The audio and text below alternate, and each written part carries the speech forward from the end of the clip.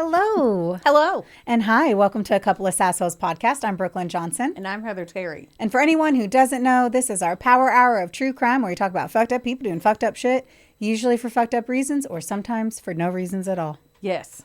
Bam. Bam. And we're done. Yeah. Let's go. Let's go. Okay. Glad you tuned in. Thanks. Okay. Question. I'm coming in hot and fast. If I went missing, what would be your first assumption? Whoa. If you went missing. Yes. And I have an answer too for what yours. What context That's do it. I have? Oh, just if I went missing out of nowhere. Out of nowhere? What is your assumption? I would assume that you were that Travis fucked up somehow and you just bolted. You killed him and bolted. That's really what you would think? No, I don't know. You would never just disappear. Like something really bad would have to be happening. Like if you someone got you, someone stole you, and you were a sex slave. Oh, okay. I don't know, like somewhere. My assumption for you, if you went missing, is that you were drunk and you got in the vehicle or hung out with a weird couple that took you. That's valid. Yours is way more plausible. Yes, because I talk to strangers. I care. Okay. I'm surprised you weren't I would figure it was on a camping trip and you got lost in the woods, something like that. Yeah, but you're usually with Travis. So then if he only came back, you said you got right. lost. So yes. if you said if we got lost or if he came back, then I would throw him off the cliff that he threw you off of. Remember that, Travis. So that would be fucked up. Yeah. Okay, another question. Okay. These were random, and I just wanted to ask them because I thought they were entertaining.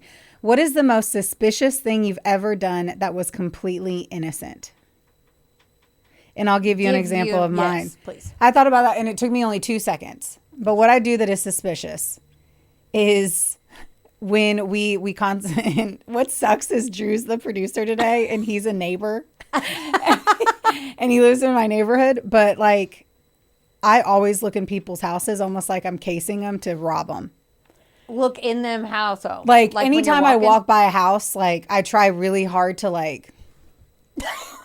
because I always say it's because we all have the same style house because we live in a cookie cutter neighborhood. And I always want to see how people decorate their houses, especially when it's fucking the exact same house as mine. Right. Except for one of 8 shades of gray or tan it could have been. Not 50 shades, just say. So on some level, it looks sus, nosy, but I'm not nosy. You just said you look. I am intrigued. Yeah, but to me, looking at people's houses when I go for a walk is equal to, if not the same as scrolling through Pinterest. All right, whatever you got to tell yourself. Yeah. So what's yours? I am a stare hard kind of. I look around constantly at other that is people. Not suspicious. I mean, it is whenever I'm and then I Google what they're wearing, their shirt is, and shit. That is not suspicious. What do you think it is? I don't think I suspect. I don't think I act sus or whatever the fuck kids say. I know it didn't even feel good. I regretted it before, but I had to commit. I don't think I do anything like that. I'm trying to think, but this is a you answer for yourself. I know I got nothing. I should have thought that one through on you. Most interviews that I do, I get some of the questions first. I'm kidding. I want to punch you so hard. I don't do any fucking interviews. I don't know. I have no idea. That's a hard one. I'm gonna slide this plant back. I feel like I'm looking through the jungle, and I didn't even notice it until right now. Yeah. I don't know. I'm trying to think of weird things that you do. It's not like you hold on to things at stores and then put them in the wrong spot and make you look like you're thieving shit. No. Besides the fact that you constantly try to get in the wrong vehicles. Yeah. You do. I do that. You do constantly look like you're trying to break into a car. Yeah, I do get into yours 3 or 4 times. Yes. I'm it's not working. Oh, it's not my fucking car. Yes. There's a lady I heard on the radio that did that, and she got in the car and looked in the rearview mirror, and it was unlocked, but her thing wasn't beeping, and she just thought it was dead. She looked in the rearview, and there was a 6-year-old kid in the car seat. It wasn't her car. I only did one time was I really fucking trying to get into a vehicle when I had my Corolla, and then I finally noticed in the back seat there was a kid seat, and it was not my vehicle. Was there a kid in? No. Oh. No, because most people don't leave their kids in cars. I did want to tell you though, my friend Eric Stranger, he listens to the podcast. Shout out to Stranger. Yay. He literally, I was texting him some bullshit today, and his response was, "I really like when you call people cunts." And that made me laugh so hard. It is pretty good. You know what's one of my favorite things that you do? What? Whenever you're mad at a male species and you call him a bitch. Because you don't just say bitch. Like, well, I'll be like, bitch. You're like, bitch. Maybe Yes. if he wasn't being such a little bitch. Preferably a bitch baby. Yeah, a bitch. That bitch baby's my favorite. Stop Stop being a bitch baby, man. That's That's what Dwayne Maple taught me. A little bitch baby. You don't be a fucking little bitch baby. Mental health issues. She's like, that's what my dad taught me. I mean, he really did. Like, Yeah. tough love was the name of the game. Man. And I love it, though. Speaking of love, you want me to hop in here? You got any more questions? No, that's all I got. Okay. I was like, do you have any more questions I can't answer? That I had to answer for you? I know. It's like fucking school all over again. We didn't go to school together. No. But if we did, What my if we did- confidence is so high that is... You would have copied my homework. Dude, I used all to get the good time. grades. I actually did my own I am shit. never saying that it's not that you're intelligent. What are you saying? That you just wouldn't want to do it. And you'd be like, let me copy. I know that for a fact. You know that for a fact. I know that for a fact. Listen. You'd be like, let me just copy it. I forgot. I left it at home. I didn't do it. Actually, my memory got bad after college. All the drugs. Yeah, all the Dark Eyes vodka and Natural Light, and I lived off of ramen and fucking Little Caesars. Natty Ice. Natty Ice. We could get a 12-pack of Natural Light and a Little Caesars pizza for like $9. Oh, what I'm a aging time, myself. man. And we would split it and play Power Hour and then go to the bar and get free drinks. I So can't believe you and I used to play Power Hour as adults. it's a fun time. God, no, it's vomit time. That is you vomit. If you guys don't know what Power Hour is, look Yes. it up. It sounds really stupid, but it's No, actually it's. pretty I'll just tell you. You take Okay. a shot of a drink, usually a beer. You take a shot every minute for an hour, And then and there's so you end up drinking like 6 beers within 1 hour. yeah, it's a blast. That it's not healthy. No, or we're safe. not recommending it. I know. No one's coming here for health and wellness. You don't know. Well, if they are, they're going to be a little let down. Okay. Do you want to be let down? You Yeah. ready for me to rage? Yeah, you usually let me down. Go for it. God. Her claws are I out. kid. I kid. You don't even have any on. Oh my God. I told you that I hissed at a kid when we were in Louisville, didn't I? It doesn't matter because you just mentioned it on the podcast, and now I feel like you have to explain it. So we were in Louisville. We were drinking on this patio, and there was this drunk dad, and the mom was over there with her friend. He was like, "I'll take him." And there's a little toddler walking around, and there was gravel, and he was like throwing rocks at my feet, and I was like, "I didn't birth you. Stop it!" Like, and then I just ignored it, and I got up and moved, and the kid came over there again, and I was like, "I'm gonna kill this dad." So the kid came over, and the dad, he goes, "I'll have another beer," and he like I was like, "He's drunk." So then I look over at the kid, and I just go. And the kid's eyes got real big, and he ran back over to his dad. Justin was like, "I love you." The gays that I was with was very excited about it, but I definitely hissed at a toddler. Yeah, I'm over here like, I would have been like, what the fuck? Yeah, Heather?" watch your kids. Don't let them throw rocks at me for 20 Yes, minutes. if you when I'm have drinking. children, do not let them come after Heather. Yeah, I will give them that monster and teach them to swear. They already are learning that. If I that's mean, what their clearly parents are that doing. kid was definitely like one of those. All right, let me put my readers on. All right, we're ready to go. Got my Locked and readers. loaded. Locked and loaded. Okie doke. Today, my sources, there was a shit ton of court documents. So there's that. Those are actually really Good for you. Those are the interesting best. to read. Yeah, there was a lot of them. There was a ton of testimony on YouTube that I watched, and it was great. There's a Dateline episode called Before Daylight, so just search that. It came out in 2020. NBC News, Oxygen.com, and Fox 2 News Now out of Missouri was super helpful as well. Okay. Jesse James Wade Valencia was born on February 22nd, 1981 in Boyle County, Kentucky. Hey. Boyle County. That's central Kentucky near like Danville, so like 3 hours from here, outside of Lexington. Where he lived was a one stoplight kind of small Kentucky town, and Jesse's mother, Linda, had him when she was 21, and she was a single mom, so they were super tight, and she says they kind of grew up together. She took him everywhere. She even took him on dates when he was little, just so the dates would know he was a package. Like, he comes with me. So he would. I've never heard of a parent being like, let me just get a sitter for a few hours. Most of the time you would think they would do that. Nope, she brought him with him. I think that is so terrible. I thought I'm like, it. most people don't do that because it's absolutely terrible to bring your child around strangers. Yeah, I thought that too just now. And when I'm I was like, typing it, I'm yeah, like, you're usually supposed to wait like 6 months before you meet the kids or some yada yada bullshit. She's like, nope, you're taking me out. You're taking my son. That is great. Luckily, she's at least a good human, but that I would advise against. You're right. When Jesse was 10 years old, he came out to his mother's gay, and he was like, please don't stop loving me. And she's like, there's nothing you could do. So thankfully, she was very open-minded and was like, I love you no matter what. What year is like, sorry. That was like, he was 10, so 91. 91, okay. So it was openly accepted, but not. And barely. I said, yeah. And by this time, I said his mom embraced him because she's a really awesome parent besides the date thing. By this time, she had gotten remarried to a man named Rippin Valencia, and Jesse gained a stepdad who was wonderful, and then 2 stepsisters as well. Even though they lived in a small town, Jesse never hid who he was. The second he was 10, he just leaned in and was like, my mom loves me. And I know, I love that. He was always outspoken. His mom said he would tell anyone the truth, even from when he was very little. If he thought you couldn't handle it, he'd sugarcoat it a little bit. True gay, man. True gay. Yeah, I love it. He's like, I'm going to tell you exactly what I think. He's like, and if I think you're sensitive, I'll wrap it in a little bow. Good for him. I wish I could learn that. Me too. Okay. You have learned it with me. So you went from tough love to, oh, fuck. It's like, I didn't mean to make her cry. Why are your eyes wet?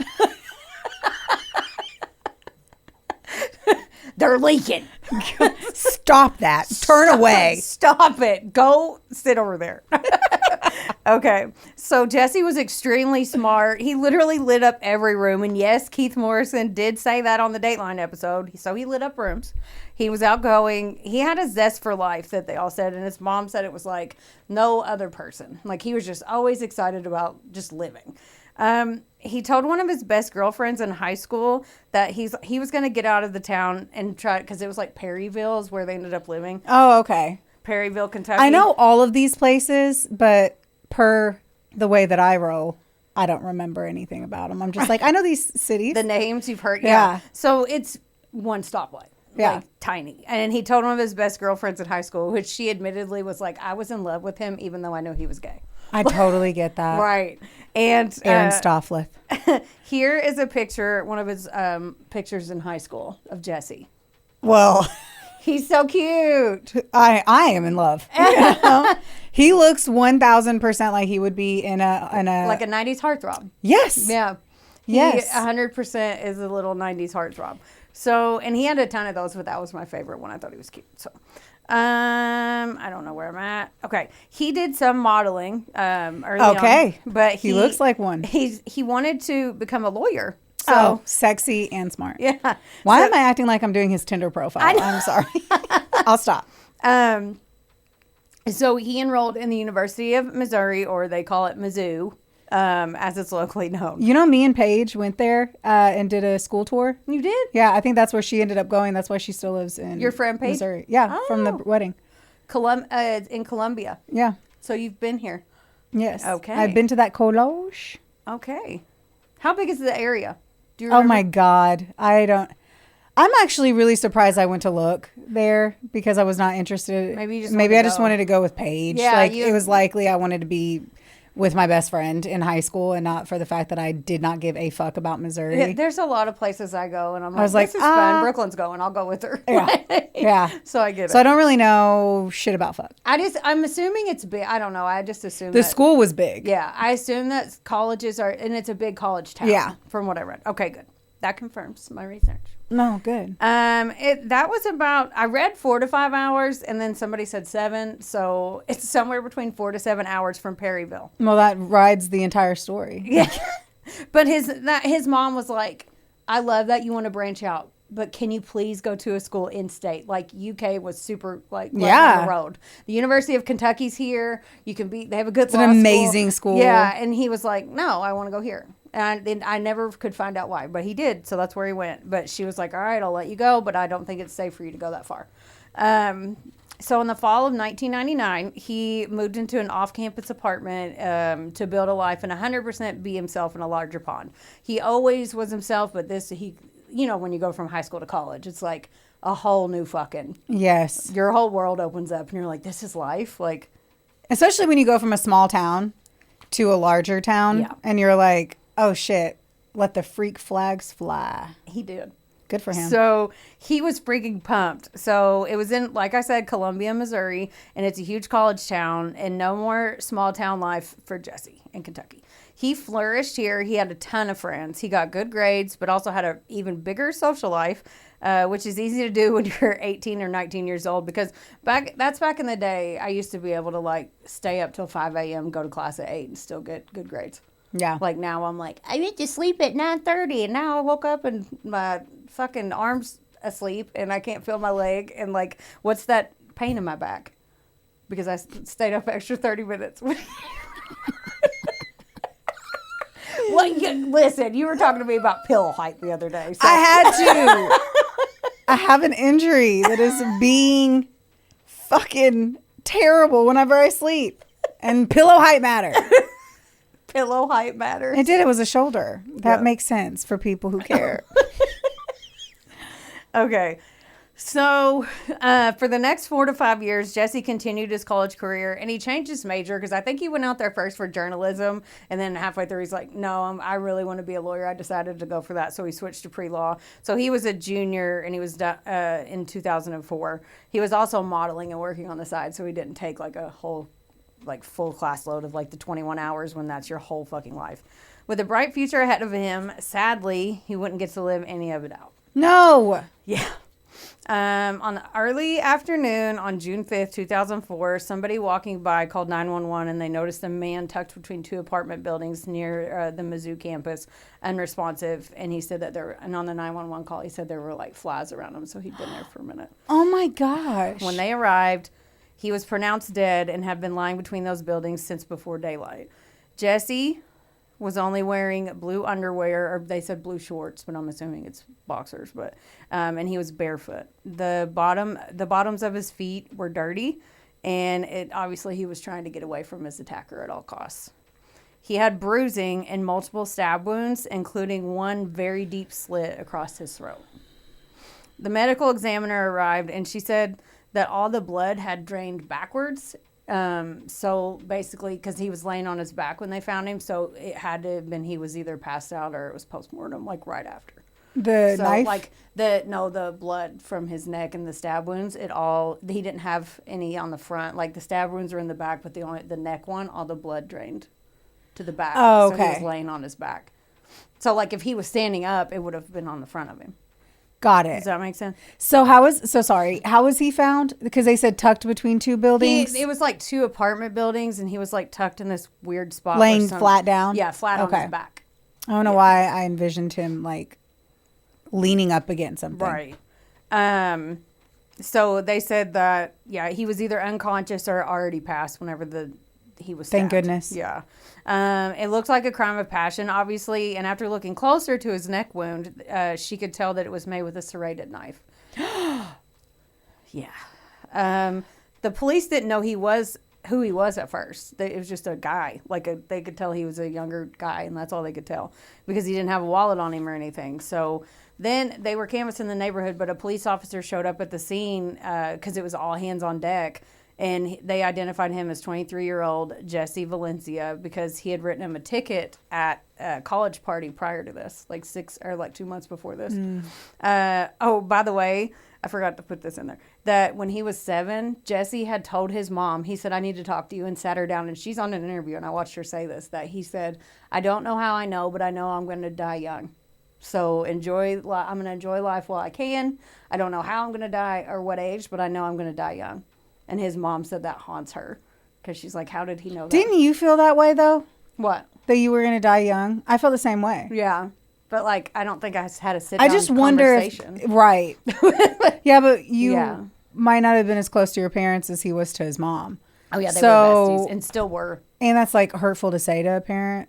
Yeah. I don't know. I felt the same way, and I had no reason to think it besides the fact that I was, like, partying really hard in Miami and doing sus stuff back then. So I was probably like, I'm an easy target. But I don't know. I just wonder if young people, I don't know. I mean, that is bizarre as fuck. Yeah, yeah. But I'm just curious because we both talked about that I'm like, I just wonder. I don't know. Okay. I lost my spot. Okay. The police were canvassing the neighborhood, and nearby there was an apartment door down the block from where he was found that was propped open. So they went inside, and it was Jesse's apartment. They said it looked like he ran out in a hurry and flung the door open and it got stuck, but his attacker caught up with him before he made it. So the medical examiner also said one thing that stood out to her was that his hands didn't have any defensive wounds, like he was being stabbed. So again, he was probably deceased or passed out, because if someone's stabbing you, you're going to put your hands up. Of course. And he did not. I said he was laying on his back. He had a ton of what they called angry bruises. Like, everything I read said angry bruises, and I've never heard that before. On his back, his chest, and across his neck. They took his fingernail clippings and his underwear for DNA testing, and of course they had to wait on that. Now, they were like, okay, we have to get to know Jesse, obviously, because to see, like, who he was, to get some suspects. Jesse was known as a free spirit. He had a ton of fun and definitely leaned into his sexuality in college.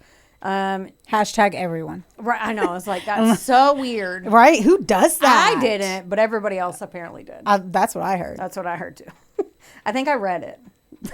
Right, me too. I read it in an article. So normally they at least find some enemies of people, but it was really hard to look at it when he had a list of potential men in his life.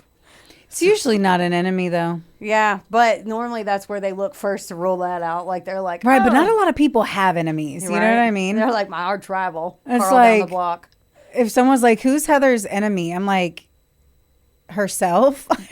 Gluten. I'm like, I don't know. Herself. I actually couldn't tell of anyone in my close circle that I knew that somebody had an enemy. Oh, yeah. It's usually a stranger or a loved one that kills you. Mm-hmm.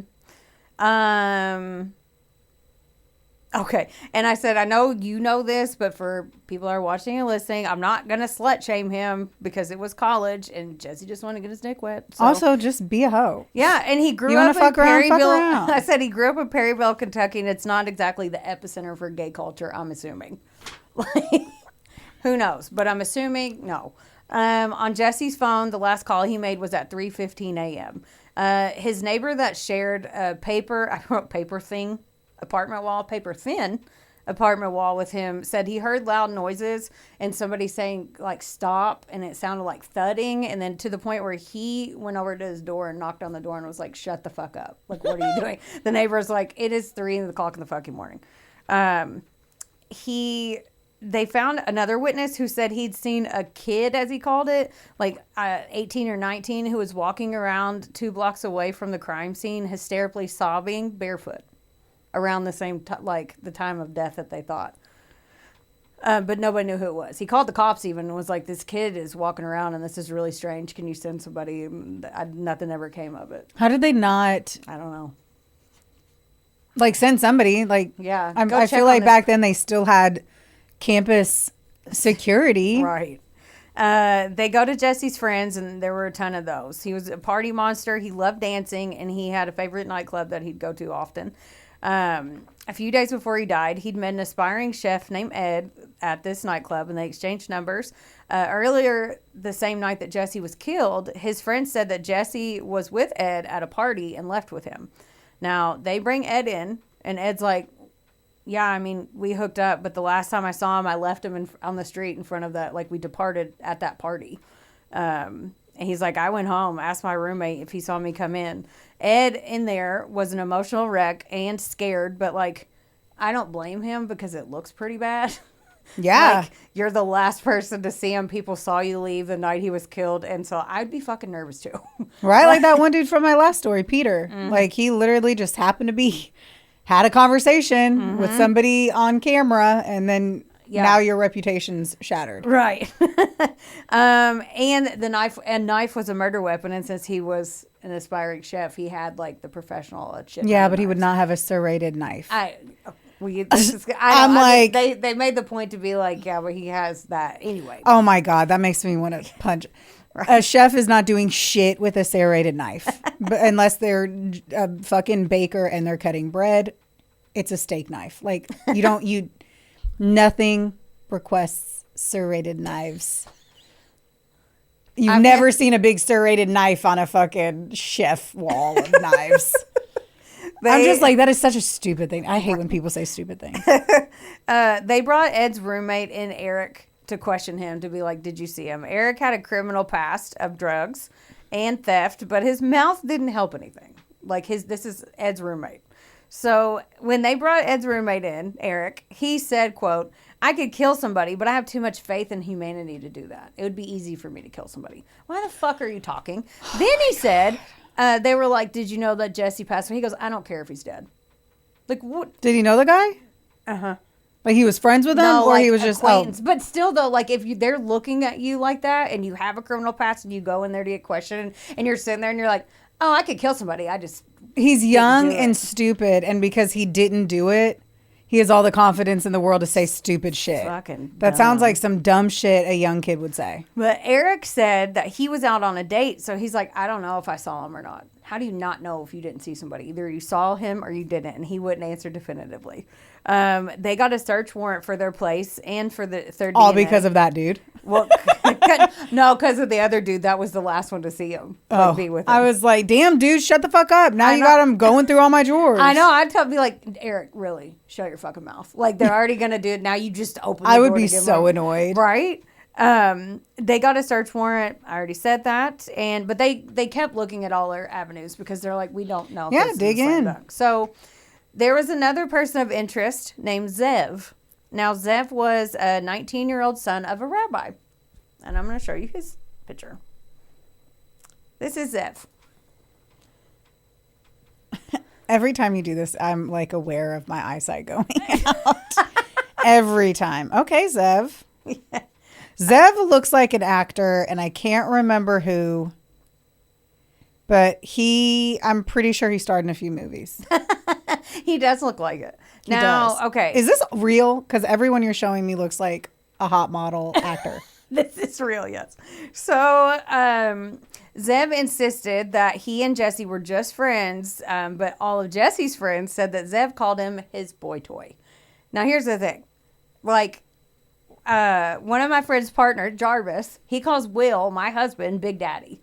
But it's a different context. You know, like, I don't think it was just a joke. I think they're sleeping together. Oh, yeah? I'm pretty sure Jarvis is saying that because he's having sex with your husband. I thought so.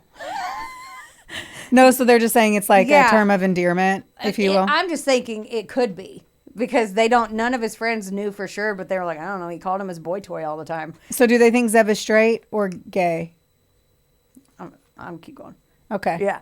So Zev came in for an interview. He was like low key and quiet, and he was like, I'm not even gay, we're just friends. Like I'm not gay, we are just friends. He was at home with his parents' house all night. He lived in the basement, and they were like, well, could you get out without them hearing me? And he's like, well, I guess so. He told them, and he tried to call Jesse several times that night. And then he was like, well, I can prove it. They said, okay, well, we'll give you a voice stress test, which doesn't hold up in court, but still can help sway you one way or the other. But he failed. Now, here's the thing. If, like, one of your friends died, like... Don't trust my voice for shit. That's what I'm saying. I even get nervous when I talk in front of people. Like, not only that... Could you imagine? No. But not only that, but, like, what if Zev did, like, obviously you're going to get into shit, but if he had a secret crush... or didn't know about his sexuality, there's a whole like level of different stuff going in there, intermingling. Mm-hmm. That would, I don't know. I don't think a voice stress test is the route to take. I'm sorry. Yeah, and that's why it doesn't stand up in court. So they have 3 suspects at this point, and then the police are all working overtime to solve this. Now, 100 miles away in St. Louis, one of Jesse's friends heard about his passing, and he called into the police station. Patrick Rogers had met Jesse, and they talked, like, they would chat online like 2 or 3 times a week. So they kept up with each other's lives and stuff. They were just friends. He sent over all of the online chat logs because he was like, "This will help you." What a cool friend. Yeah, he was like, "This sucks. My friend died, but I bet this will help." Yeah. So he printed it all out, drove it over there. Wow. Jesse's mother, Linda, was also a treasure trove of info. Like, she and Jesse talked all the time about everything. She said, some things I didn't want to know about, but I was very glad that he was comfortable enough with me to tell me everything. Yeah. Like she said, because we were that close. She's like, we found a new cotton candy lube. Like, that shit. Like, yeah, that was my first yeah. thought was cotton candy lube. I wonder if there is cotton candy lube. I'm sure there is. There's yes. Heather's like, I would know. And there's a plethora of flavors. I don't know what you're talking about. So, but yeah, he would even tell her about his sexual encounters. The detective called her again. He's like, Linda, listen. Asked if she knew anyone. She's like, do you know anybody that has anything against him? She's like, yeah, he's a cop. So Linda didn't know his name, but 2 months earlier, Jesse had called her at 2 a.m. He was pumped. He was like, hey, I got arrested. She's like, it is 2 a.m. and why are you happy? Like, you just said I met a guy. You got arrested. He said, she's like, he goes, I was at a party and it got too loud and a cop came in and I confronted him at the door and told him he had to have probable cause to come in. The cop was like, say one more word and I'm going to arrest you. And he's like, do what you got to do. So the cop took him down to the station. He was arrested. He got a ticket. He said he'd have a court date later and he released him. A few hours later, so this has got to be like 4 a.m., Jesse called his mom again. I'd be like, can you please just write all this down and tell me at 7 a.m.? Like, what do you Yes. I'd be like, when you call me between midnight and 6 a.m., I think you're dying. Yeah. Please and like dial the phone outside of those hours. Right. He called her again, and he said the arresting officer showed up at his doorstep. He said that the officer started asking personal questions about his life and everything, and one thing led to another, and they ended up hooking up. His friend from St. Louis said... At the jail? No, at his apartment. Oh. He showed up at his apartment, and he was like, I have some forms for you to sign. And the guy was like... Okay. Right. I'm like, that's weird. That's also suspect. Uh-huh. He said his friend, that Patrick guy from St. Louis, he said he had never told him the cop's name, but he would call him Columbia's Finest. And he was actually really excited about it. He would like, me and Columbia's Finest are hung out last night or whatever. I love that. Yeah. He said the officer would stop over randomly, sometimes while on duty, which is illegal. Yes. So they could hook up. Jesse's mom was like, son, I'm glad you're happy, but there's so many red flags. Like, they're flying all over the fucking place. Jesse's like, well, it's weird because he won't talk about his family or friends or even where he lives. Like, he just keeps asking about me and he clams up whenever I try to talk to him. Then Jesse found out that this officer was married to a woman with a baby at home. I knew it. Yeah. I knew it. Yeah. I knew it. He told I don't his know how mom- I knew it, but I knew it. Yeah. He told his mom, he's like, I'm going to end it with him. I don't want anything to do with him anymore. No. Good for him for already having like self-esteem. I didn't get that until like 8 years ago. He told his friend Patrick online that he, quote, wasn't going to be someone's other woman. And he was pissed. When Patrick brought the chat printouts to the station and told him about it, they weren't really shocked. He was like, why are you not reacting?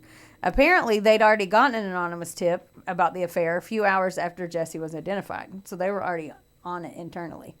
That just confirmed their suspicion. Is it the same police department? Mm-hmm.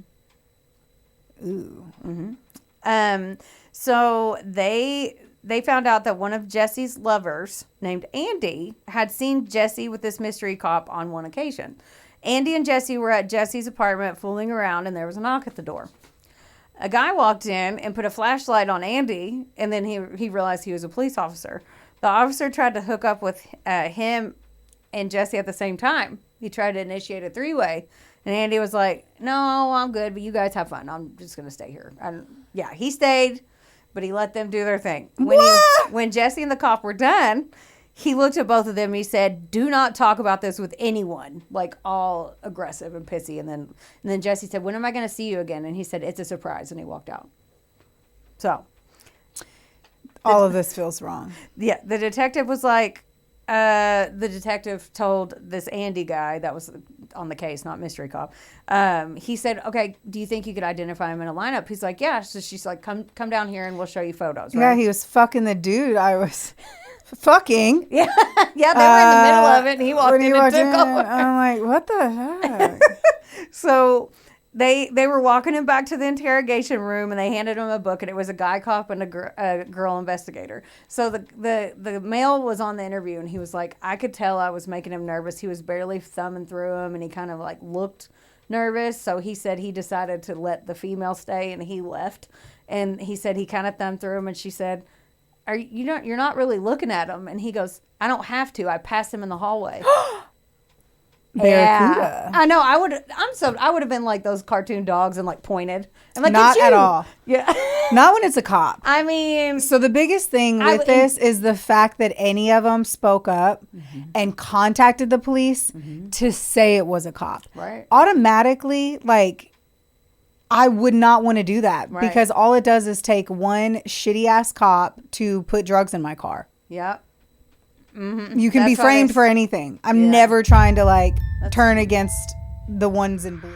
Wonderboy Media is not only the proud producer of this glorious magic imploring your ear holes right now, but they're also a big deal. Get in touch with them today to make all of your dreams a freaking reality. From using their bangin' ass podcast studio, where we are right now, to creating amazing videos and editing our content like the mystical mavericks they are. Your podcast can go further when you have a Wonder Boy. Hit up Drew today at WBOYmedia.com. Or text him day or night at 270. Just kidding. Does your face look like a mugshot lately? Then it is officially time for you to visit Hetef Aesthetics in Owensboro, Kentucky or Nashville, Tennessee. That's right. Go see our girl Amber Teasley and her team because they'll have your face and your skin look like a damn filter. And their staff is absolutely amazing. It's like a mini Botox party, which personally is my favorite. You leave looking fresher and you don't have a hangover. Another good thing is that if you go in there and you tell them that a couple of sassholes sent you, you get 15% off of everything. That's unbelievable. So if you have been considering getting that glow up and making that ex jealous, it's time. Yeah, and luckily, and I'll go ahead and spoiler alert tell you that this police department, because I thought, why is I guess it would be the MBI, the Missouri Bureau of Investigation, or the FBI, why are they not investigating it? And it's the same police chief and everybody that works with this person. Agreed. But they actually did a stand-up job. Normally, we can't say that. This one, they followed all, they double-checked. I pondered, too, if the motherfucker was nowhere near homicide. Like, in the departments. If he was, like, fucking campus secure, like, you know what I mean? Like, if he took one area of it and wasn't...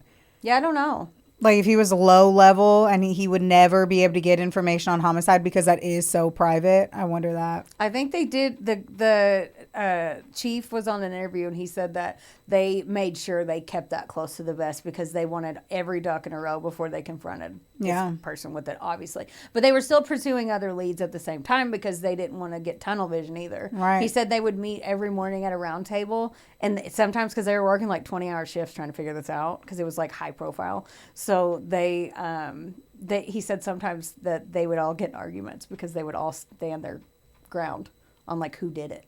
So he reminded them every morning, like, don't get tunnel vision. Make sure we rule everything else out. So, so he just passed him in the hallway. And then she said, who? And then he flipped through and he pointed. Her jaw dropped when they figured out who it was. It was Officer Steven Rios. Now, Steven had been a police officer for 2.5 years and was an up-and-comer known on the force. This is a photo of Steven. Yeah, I can see him from here. You can see him? I can totally see him being a little gay. A down low? Obviously, I don't know if I would say down. I know, but I can totally see it. Like, I wonder if you wouldn't have told me. If you just would have glanced at it, you would. No. Like his eyebrows. They are very cute and manicured. Exactly. Yeah. That's step one. Mm-hmm. So, yeah, I would have guessed it.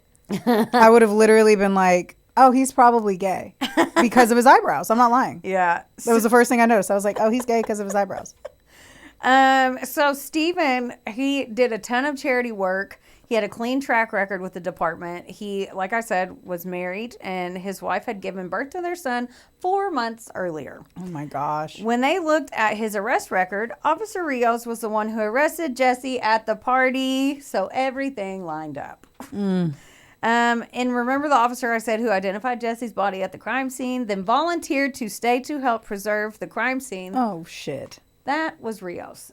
Like, he stayed. So then he's a part of homicide to some degree. And he stayed because there was obviously a crowd because they couldn't cover him up because they were still doing the, like, examination and stuff. So, like, they said that there was a crowd of people just standing around. Like, yeah. Yeah. And so he was there keeping people back. And I'm like, okay.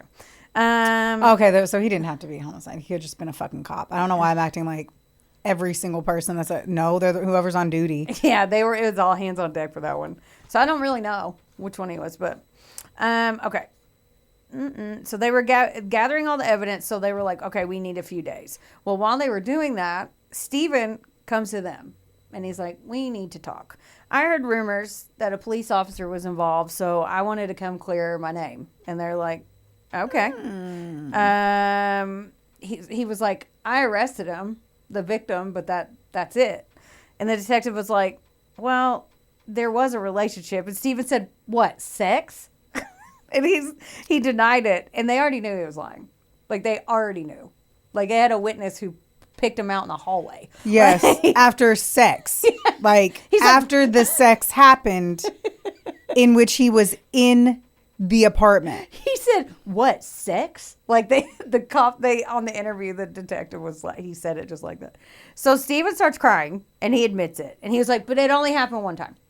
He said, I only hooked up with him one time, because that's all they had the proof for, one time. Yes, he just walked in to someone's apartment and was like, have sex with me. And he was like, let's go.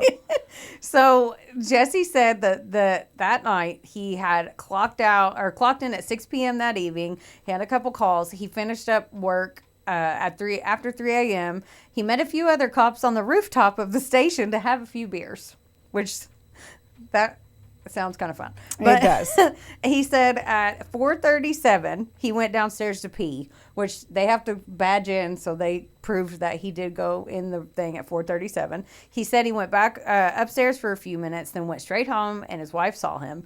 Then he was like, go ask Libby. So they go to Steven's house to talk to Libby, who has no idea what's happening. Oh, poor Libby. Steven had only told her that someone he'd arrested had been murdered, so she knew that much.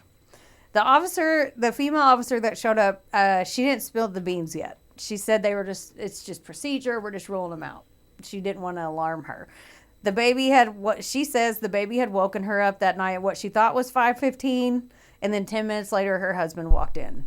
When her husband didn't come home after that officer left, because she was like, thank you for your statement.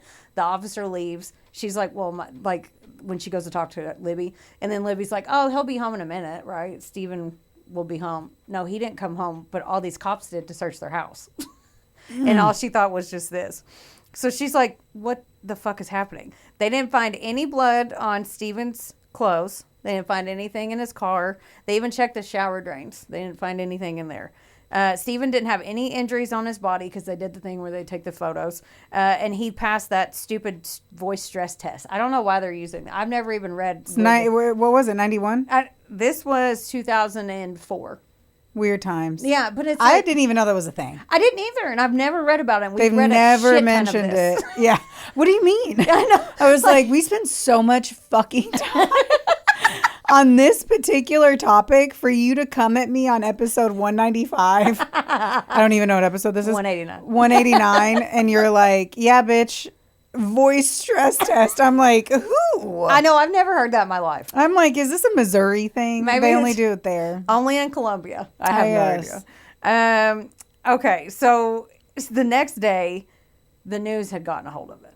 And it was all about Steven's affair with Jesse in the newspaper. And she didn't know this still. Oh, fuck. I can't believe the newspaper would run that. Oh, get this. It had quotes from Steven's police chief in it. They had released that info, which I don't know. He's on there and they don't question him about it. Like, Keith Morrison didn't ask him, and I need to look up more interviews to see, but like, Yeah, there were quotes from his boss in there. So, wow. Because, Yeah. like, newspapers are usually, like, funded through, like, you usually don't want to do those things. Yeah, so he did. And so Wow. his wife was like, not only did my house get searched yesterday, now I find out. And he had told You her were having he sex told with her a he cop. was cleared. He was like, that's all, they're done with me. They checked the box. She's like, oh, good, let's put this behind us. No. And guess what? He's getting a little man time on the side. So That is so sad. I know. And Poor the baby's 4 woman. months. So that's already an emotional state for mothers from what I've heard. Yes. So like, She could be going through postpartum. yeah. Like, fuck. Shit. Now she will be, I'm sure. So, on top of that, she was 21 years old. He was like 26 or 7, like Steven was. She was like 21. New mom and 21 years old. Basically a child. So now she's mortified on 47 different levels. She's like, people cheat all the time, and I get that, but we weren't able to handle it, because she was interviewed. She said we weren't able to handle it behind closed doors privately with each other. I found out through a news outlet. Well, and then everyone else knows. So no matter what choice she chose, she was a pariah either way. Yeah, and it was Even if we took the murder part out of this and we were just like, oh, your husband was caught having sex with another man. Dot. yeah. Whatever choice, you're a pariah. Well, I mean, leaving him is not a pariah choice. Right, yeah. Everyone would be like, oh, girl. Yeah. So they put Steven Rios on administrative leave, obviously. So he got permission because he told his wife he was cleared, but he wasn't. So he had to get permission to go out of state. Did he think he was cleared? No. Okay. He just didn't want her to worry. But he was like, I'm going to go visit my dad in Virginia. I need to get away from all this mess. And she's like, okay, I hate your guts, but whatever, you go.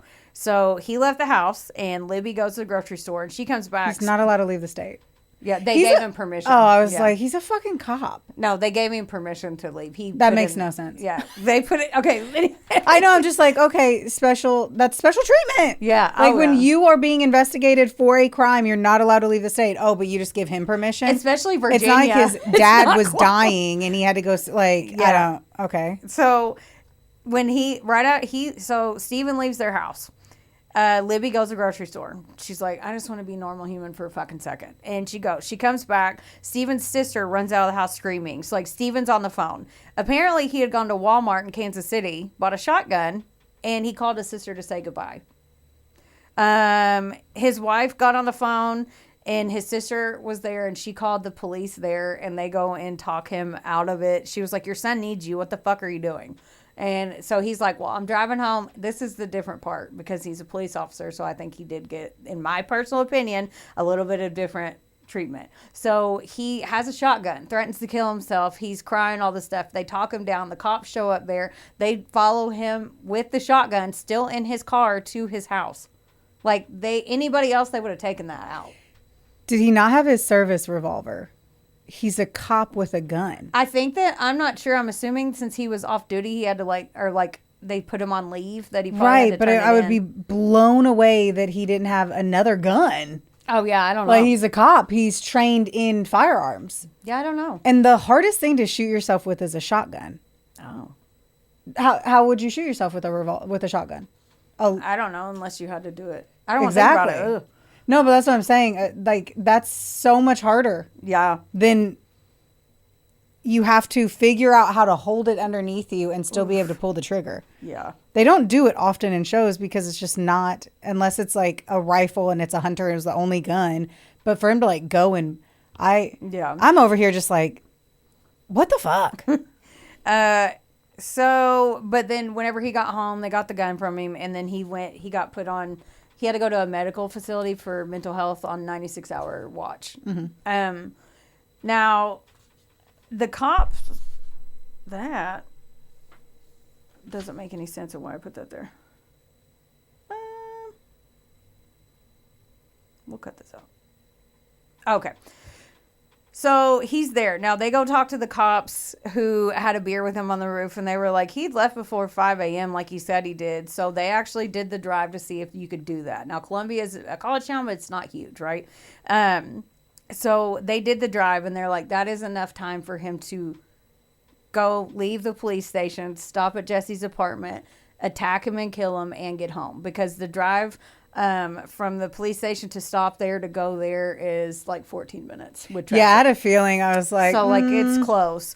And I didn't put this in here, but I read it this afternoon that like 5 minutes before I left the house, that the bruising could be matched up with a hold that this trainer signed off on that he had trained Steven Rios on in their department. Like there's a certain hold where the bruises are that match with that. And he said if done correctly, you can pass out in seconds. So just a thought. That's a theory. So with the angry bruising. Yeah. And there was something else. Okay, they did the drive. And in those online chats, Jesse had told his friend Patrick that he was going to out Steven to the police chief. He was like, Columbia's finest, I'm going to go tell his boss everything. That he comes over when he's on duty and we sleep together, and that he did all this other shit. Like, he would get in huge trouble. who said that? The Patrick, the guy that chatted with him online with Jesse. Jesse was like, I'm going to fucking tell his boss. Before he died, Jesse had said that he was going to out him. Oh, okay. That's what I thought. Got it. And Why though? because He was just because he was mad. he found out he was married, and he was like, That's a very young Skeezy. person thing to do. also some of the things I read said that Jesse was pissed not only because of that, but because the ticket didn't just go away, and he was in kind of a open relationship with this guy. So he was like, he just assumed the ticket would go away, because it was like, what did I say it was? Basically, like, he was obstruction of justice. Like, I got a disorderly conduct in college because I was being disorderly, because I was Right. I popped off to a cop. Jesse. He just doesn't come off as like petty, and everything that you're saying right now is, I'm like, man, like, you're like, it sucks that a guy was married and was sleeping with you. Yeah. But to then say you're going to get him fired and that you're mad because he didn't get to erase a ticket. He's 23. That's 23. I know. Mentality. I'm just like, yeah. It's just sad. It's just sad. Yeah. During Steven's 96-hour psychiatric hold, the doctors went to check on him right after he got there, and he wasn't in there. And they're like, where the fuck did he go? They found him on a nearby parking garage roof with a crowd gathering under. Even the news media was there. And then when they started to walk towards him, he got on the ledge. And there's sadly a lot of news footage online about this, because I saw it, like him like up there. They were able to talk him down, but this is 2 suicide attempts, so it doesn't make him look innocent, to say the least. The Columbia Police Department determined that they could clear the other suspects. Ed the chef has zero motive, and they said he was emotionally unstable when he was in the room, so they didn't think he could actually do that. Plus, they believed his story, like, for some reason. Ed's roommate, Eric's alibi checked out, the one that was on a date and said he was glad he was dead, or he didn't care he was dead.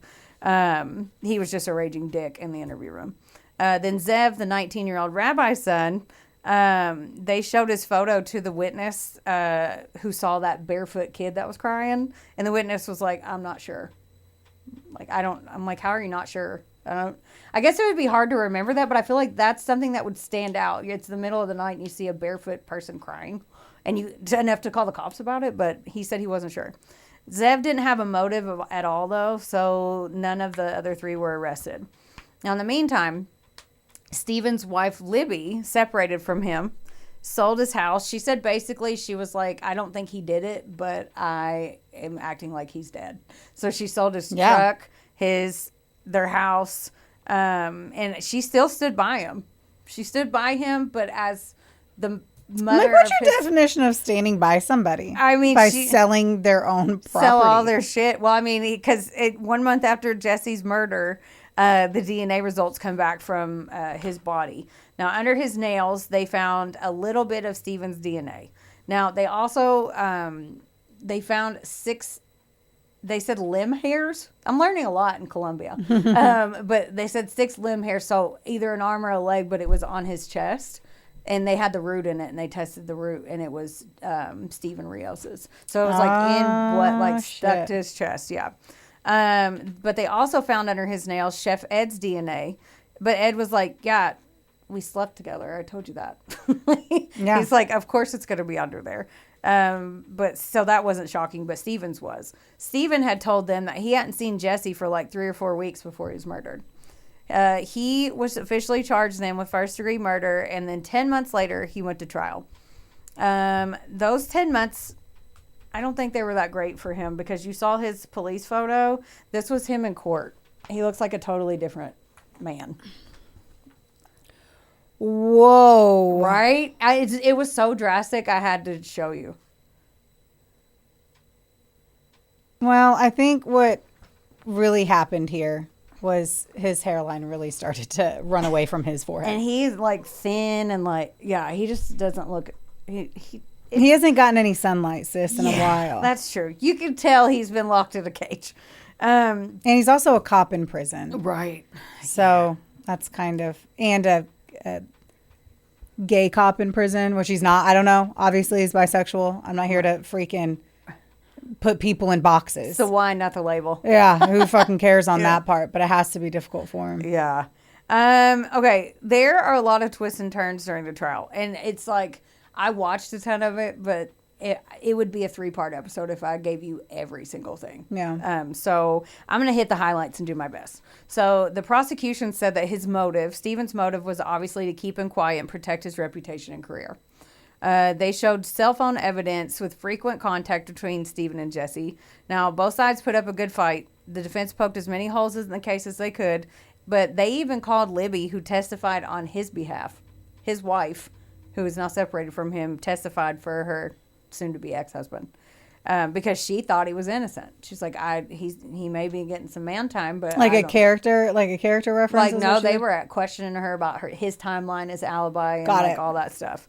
They told super sexual, explicit details about Jesse's sex life, aired every single dirty laundry possible. Poor thing. Yeah. His mom, Linda, said that was and she's so cute. She was on the show. She said that was one of the hardest parts, was she had to sit there and hear the prosecution talk about this in a good light, but then hear the defense drag her son through the mud and air. And she's like, there's nothing you can do about it. You just have to sit there. Yep. So the jury deliberated for about 6 to 7 hours, and Steven Rios was found guilty and sentenced to life without the possibility of parole. Then in 2008, the Missouri Supreme Court overturned that verdict. They said the jury heard highly prejudicial evidence that the prosecution went way beyond what was necessary to prove motive, aka the sexually explicit details. And some of it could be considered hearsay. This was a huge blow to both Jesse's family and friends, as well as the prosecution, because that was a huge part of their case, was the sexual part. But apparently they went too hard in the paint on that. So in 2010, Steven Rios was granted a new trial, and the prosecution had a lot of limitations on how much the sexual parts of their relationship could be shared in court. Prosecutors decided to shift focus to the relationship itself, motive, and the fear of exposure, and then wrapped it all up in a little bow with much less graphic context and more like factual and controlled, the way that they delivered the information, because apparently it was more emotional the first time. Steven had a new defense attorney, and if you watch this Dateline, this guy, I couldn't find a picture of him, but he just looks like a slumlord or some guy that's like slaps his secretaries on the ass. God. He's like got a big red face, and he looks like he has like bad arteries. Yeah, you cut him out and ranch dressing, cut him open and ranch dressing pours on. So were they saying, sorry, that before they were focused too much on the motive and not about the facts that he 100% killed him? Because to bring up all the sex would have just been to highlight the motive. I think they did it from what I read, they did it way too hard and way too much and brought in they basically beat the dead horse over and over and over and over to the point where they thought that it swayed the jury one way or another. Because they were sleeping together? Because of all the graphic details they were airing in court. Yeah. Which I didn't watch all of it because, I only have a week to do this, but from what I saw, I was like, I get why they're saying it was down low. So. Jodi Arias and Travis. Right. They annihilated Travis on the stand. Right. Like, not on the stand because sadly he wasn't there. His character, yeah. His character so badly. And so the whole time you were mentioning this, I felt like Jesse was Travis. Because that was the one time, like, I mean, there's 1,000 fucking times. But that's one that I watched as it unfolded. That was like... Yeah, it's similar to they gotta poke holes, and one of the ways they do that is to, like, attack the victim. Yeah. And that's what they did. The defense did, but they said the prosecution went too hard in the paint on all the sexual graphic stuff. But yeah, that's very valid. So, okay. Stephen's new defense attorney pointed out that there was a lack of physical evidence. No, there isn't. What? The lack of physical, I'm already ready to fight. Yeah. He had arm hairs stuck to the blood. But yeah, he had 6 limb hairs stuck to the blood. Yes. They focused on the fact that Stephen didn't have any blood on him, and nothing was found in his house or his car. They didn't see Stephen right after the murder. I know. Well, his wife testified that he can't. He could have very easily changed outside, gone to a gas station. Right. Like, that's dumb. Right. To say that there's not enough physical evidence when arm hair, which is not just a thing that falls off of your head like your hair. That's what I'm saying. Yeah. Fuckers. Okay, I'm sorry. So he said there's no way to prove Stephen was there at that exact moment of Jesse's death. Basically, he poked every hole possible, and I watched a lot of his stuff, and he was very charismatic, but he also seemed slimy. He poked every hole in the prosecution story. So he brought up Zev, the rabbi's son. He brought up Ed. He brought up Eric. And anyone else, basically, that was tied to Jesse, slut-shaming, in my opinion, without coming out and saying it. Like, basically, like, saying he was a hoe without literally saying it out loud. How can you say it's this one lover when there's 18 other ones to choose from? Basically. Like, he was like, well, who knows? And da-da-da. And he had this guy's. And they're like, yeah, he had that guy's DNA because... I can tell you when I'm having sex, I ain't ripping out arm hairs. You're not into that? No. I might get into it, though. Who fucking knows? I'm young. The night is still young. You just... I just think in my head, I'm like, what good would that do? Nothing. The only way that would happen is if I was being smothered by someone's arms and ripped at their arms. Now, if you look up the hold, and they even do it in the courtroom, like they do the hold. They have the guy that taught their department how to do that chokehold. They had him do it, but then it kind of backfired because they had him do it again, and they were like, but he could still scratch you. Why didn't he have scratch marks on his back? Because they showed how, and they asked the prosecution, like, would this how he would have done it? And they were like, yeah, that lines up with the bruises. And the guy was like, no, scratch his back.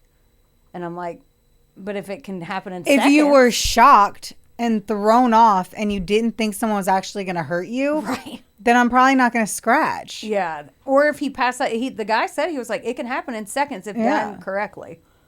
So, now, okay. After 3 hours of deliberation in the second trial, Stephen Rios was found not guilty. And thanks to double jeopardy, he cannot be retried again. Wow. Now. Wow. Yeah. Wow. Yeah. Yeah. Wow. What? Mm-hmm. Wow. Okay. So now here, okay, the state couldn't bring as much emotion into the courtroom this time. And it was more technical of a trial, which we know can sway juries one way or the other. Because emotion, you're going to think with your... And this was very technical. And if you don't explain it the certain right way, it only takes one, you know. But they couldn't prove it the same way 2 times. After being released in 2010, Stephen Rios basically fell off the face of the earth. Because he walked out of the courtroom that day. And no one really knows... Jesse's family. No one really knows where he is. His wife, Libby... she said, I was not only mortified once, but twice. Because she testified both times. And after the first one, after he's guilty, she's like, I mean, I'm sad for Jesse's family, but she's like, my whole family was blown up. And then now I have to go relive the fact that I didn't know this was happening in my home. And I've already moved on. Like, she was already remarried. Yeah. She was already with somebody else moving on with her life. And she's like, I have to do this again. So, But She'll get over it. She did, right? Jesse's mom won't. She also said in the second trial, too, that she set her clock. She said, I thought it was 5:15, but I always set my clock fast. She's like, so I don't even know what time it was. So then the defense was like, well, then he didn't have enough time to do it. And it's like, if he can go knock him out in 5 minutes, like the neighbor heard him, somebody fighting with him. I don't know. It just kind of shocked me that whenever I was reading it, and I was like, what do you mean he's not guilty? And then I'm like, oh my God, they can't. What do they always say? It's better to let a guilty man off than to send an innocent person to prison. It's fair. And if the fucking court did not say without a reasonable doubt, whenever they threw in 3 other sets of DNA under his nails, or 2, whatever. I mean, yeah. I hate to fucking say it, but it doesn't sound like they won the case. Yeah. And, okay. And then I was trying to figure out whether she stayed in contact with Steven like Libby did. I mean, I'm assuming. Why would she? They had a kid together, so I'm assuming maybe. I would assume no, because the second that he went to jail, he probably signed over all of his rights to the child. Yeah. And I would never let my son ever know who his real father was if that was the case. Yeah, no. He died when I was... He didn't even see me be born. Right. I'm so sorry. I don't know who he is. Yeah. And so on the Dateline aired on 2020, and she said she had left him then. So I'm assuming she was just like, see ya. Linda Valencia, Jesse's mom, never stopped fighting for justice for Jesse. And to this day, it seems, even in the interviews, like she had this like glare in her eye whenever she would talk about her son. You could feel the hurt. And it was like, I teared up just watching her talk about him, because she was so, like, she fainted when they told her. Like, I'm sure. Like, she literally, her sister, they went to dinner. She said all that day, I kept saying, Jesse hasn't called. This is so weird. Like, obviously, he calls her at all hours of the night. And she's like, I'm worried about him. Something happened. I just know it. And then her sister left, and they had called her sister, and she came back and told her, and she fainted. So she feels like a piece of her heart's missing, even on the interviews. Well, she didn't just lose her son. She lost, like, a best friend. Right. And that's sad and terrible. Uh-huh. Now, this case isn't technically open, but it also doesn't feel closed, because the one person who was ever charged with Jesse's murder was convicted and then acquitted. This means in legal jargon that no one is responsible, which is kind of sad. And that is the sad story of the murder of Jesse Valencia. I think that's trash. Thanks for giving me trash.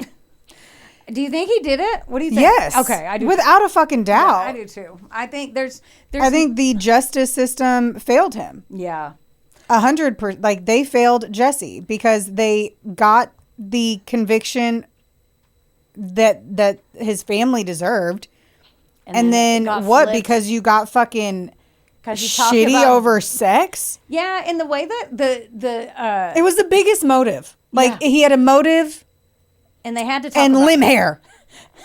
Right. And just because you're like the thing that like blows me away more than anything probably is the fact that they're acting like because he wasn't seen with blood on him. Yeah. That was the lack of physical evidence. Right. Yeah. Like, and Jesse had been out all night.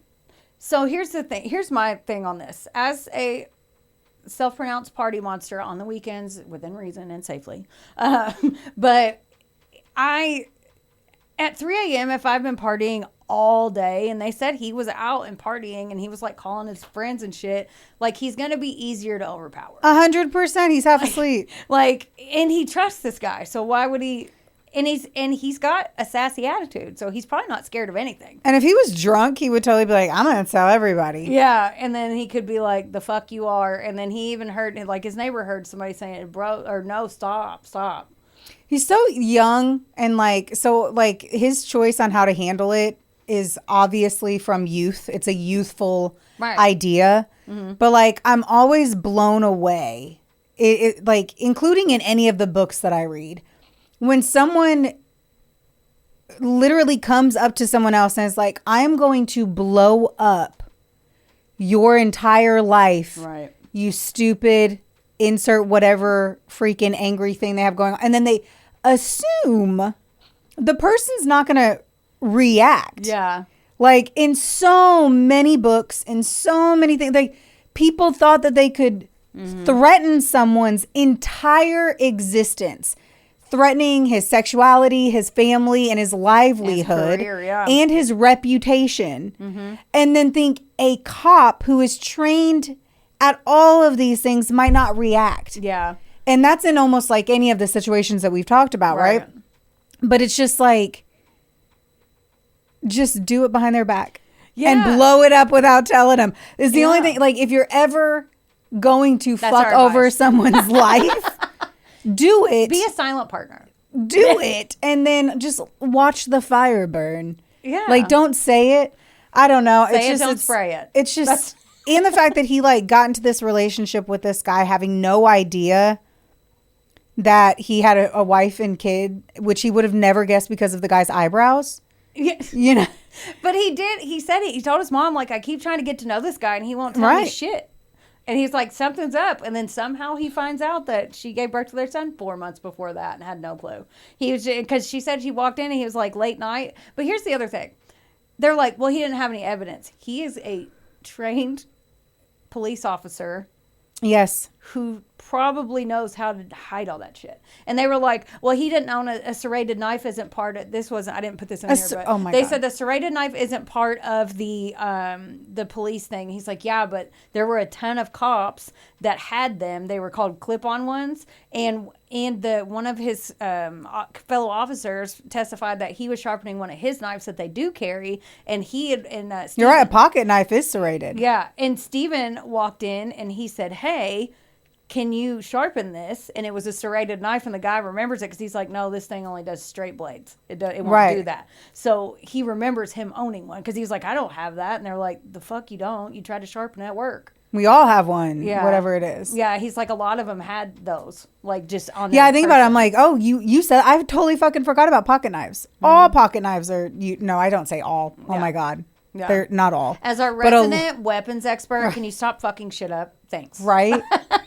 Every time I talk about guns, you're like, that was a Glock 1847. And I don't even know shit about them. I know, and I know the very basic things. But like, I never even thought about a pocket knife. Yeah, they said it was a certain kind of clip-on But thing. then the fact that he did try to commit suicide so many times. Twice. And whenever you had said the driving home thing and that they didn't pull him over, I wouldn't think that they would pull him over because he's agitated and he has a gun. Whenever you tend to do a pursuit with somebody in a gun, then they like it could go. So I felt like that was a smart move. Oh, it was? Okay. I didn't personally. Yeah, that makes sense. Because we saw like in that one where they got in the car and like ended up blowing up and doing that shoot off.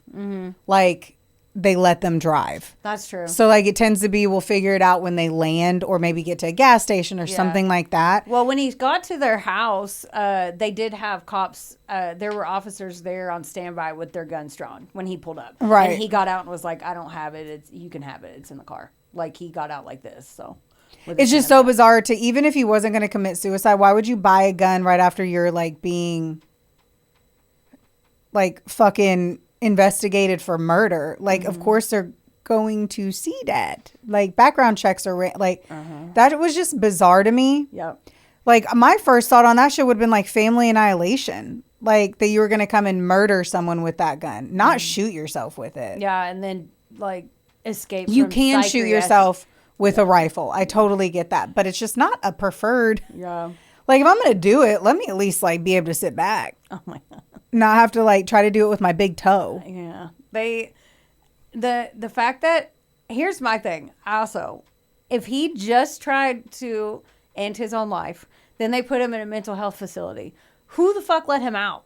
Because he got out. Like, that's what I'm saying. Like, and they said it was like they checked him in, they got him to his room, they thought he was secure. Like he had a uniform. The doctor, like the doctor showed up and he was gone. He's supposed to be locked in there. That's what I'm saying. That's the whole point of psychiatric. So I'm like, that place needs to be audited. Investigated hard. Because if he made it all the way to a parking garage. And obviously he never actually wanted to kill himself. He was pretty close to that edge. Yeah, but he was able to be talked down. That means that you didn't want to kill yourself. If your goal was to kill yourself, you don't stand on top of the roof long enough for a crowd to be surrounding you. Yeah. And then not even get on the edge until cops get there. I'm like, this is a cry for attention. Or You were something. 14 and acting like you just took a bottle of pills. But if he's claiming his innocence, the fact that he did that, even if it was just a cry for help, but he did it twice. That's what I'm saying. So, like... But he that- didn't, sister. He never did anything with that gun. All Yeah, he I did know, was... but he still... Hold on, though. Yeah. What is the evidence that he tried to kill himself? He bought a gun. And called his sister to say goodbye. Right. Yeah. But I'm still just like, Yeah. you're right. He did call his sister. But he bought the hardest gun to do it with. Yeah. And then there was 8,000 opportunities to kill you. Go grab a bottle of Advil and go sit in your car. Go pull your car into the garage. Yeah. Like there's just grab a serrated knife or your pocket knife that you murdered Jesse with and cut your fucking wrists. Oh, God. Like I just don't feel like The logic behind he could have that gone is into the odd. bathroom and killed himself in that facility. Like, Yeah, you know? he had other ways and means, but I think that if you're trying to prove your I just don't think he innocence and wanted to go to jail as a cop. I think all of Yeah. it was to avoid jail time out of the probably fear of being a cop in prison. That's probably true. At least if it was me, it wouldn't even be that I'm even upset that my reputation is shattered. I'd be like, I don't want to go to fucking prison. Listen, as our resident prison expert, Yeah, you are. That is No. 100% true. wait, on the show 90 Days In, when they go undercover, the people that are law enforcement, they have to change how they walk, they talk, and act. Yes. Because they said it will not be good for them. So I get that. And that's on a show with cameras, and they literally have to look at the camera and say, I have a headache, and someone pulls them out immediately. So, like, they're even scared. So when it's not a TV show, Right. like, that's got to be terrifying. But at the end of the day, that's a sad... Jesse had a very bright future. He sounded like Yes. tons of fun. I'm glad he had a good time while he was here, even though it was only 23 years. It's just sad. It is very sad. And Because he got duped. I want Like, poor dude got hurt. Like, emotionally shattered at 23. Yeah, he was upset. Yes. Yes. He was mad and upset. Yeah. Even if he did say that to Steven could have been like, look, I am so sorry. Like, he could have talked him down to some Yeah. degree Be like, and been like, I'm sorry. I should have told you. I didn't know how to handle my sexuality. He could have also just coerced himself to get him out of the situation as He's well. They're trained in that. Like, they're trained to de-escalate. Yes. So, everything, this is very fucked up. Agreed. But I want to hug Linda. And they never found him? Linda- Like, Steven just He disappeared? walked out, and there's no he fell out of public view. There's no records on where he went because he doesn't have to check in. He got acquitted. So, no, he probably changed his name. That's what I would have fucking done. would. And then poor Linda. I want to hug Jesse's mom so bad. She's Yeah. so sweet looking and has a little country accent. And I hope she's living her best life with Lupe. She's not living her best life. I She know. lost The her son. best life that she could possibly live. Right. With a piece of her gone. And knowing that the guy got away. That's Yeah. terrible. Yeah. There's nothing worse than that. It's like, There's just nothing worse than that. yeah. Especially to know it. And they can't try anybody again. Right. Like, they can't. Because they had the dude and he got through their fingers. And now I guarantee if my dad would kill him. My dad would find him and kill him. Right. And my dad would be like, I'm old. I don't care. I'll go to jail. I'm not fucking with any of these people. My dad would kill him. That's, yeah. Like, It's just that is how vigilante justice happens. Is when people get acquitted for murders that they committed. which I do agree with what you said, though, about the... Yep. Besides, Better to let a guilty person go than to put an innocent person in prison forever. Well, I was going to show you a picture of Jesse in college, and then we can wrap this charade up. So this is Jesse... Oh, just kidding. I didn't save it. Cool. Yeah, but he's super... Like, you can Google Jesse Valencia. It's with a V, as in Victoria. Just send the photo and we'll have it pop up here. I know, yeah. But, yeah, look at him. He's sweet. So. All right. Well, thank you for that. Don't forget, like, rate, review, subscribe. Yes. Give us a review. Give us a review. Let more people find us. Buy us a coffee. Go to buymeacoffee.com/a-couple-of-sassholes. But the links are going to be below. So you can do that as well. There's lots of videos and content everywhere. Thank you, guys. Don't forget. Don't get mad. Get sassy. We love you. We love you. Bye. This episode was sponsored, edited, and produced by Wonderboy Media. Get the deets at WBOYmedia.com to see how you can make your podcast dreams a reality. Help us out and be sure to rate, review, and subscribe wherever you listen to our audio project. Don't forget, follow us on Facebook, Instagram, and TikTok at, of course, A Couple of Sassholes. Want more sass? Become a member of our Patreon for bonus content, merch, and more. Plus, we're on Cameo now, so there's even more ways to get the sass you need just how you like it. As always, don't get mad. Get sassy. Theodore, can I bet that